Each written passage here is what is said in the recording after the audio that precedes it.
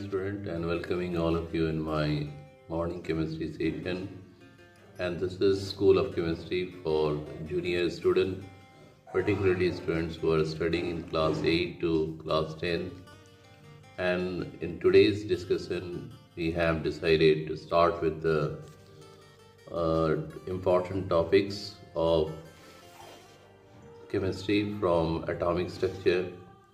And today's topic is isotopes, isobar and isotone.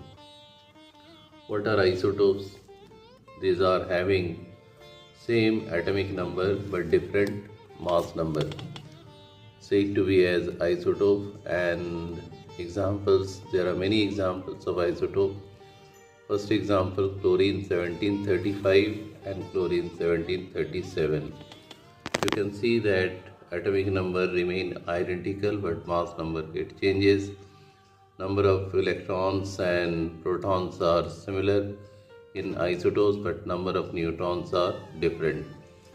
And isobar, these are the species which having the same atomic number, same mass number but different atomic number. These are said to be as isobar. For example, carbon 614 and nitrogen 714. The atomic numbers are different but the mass numbers are identical, and these are said to be as isobar. And the last one, that is isotone.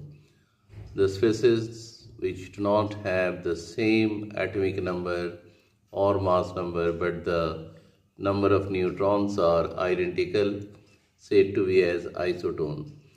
And one very important example of isotone is potassium 1939 and calcium 2040.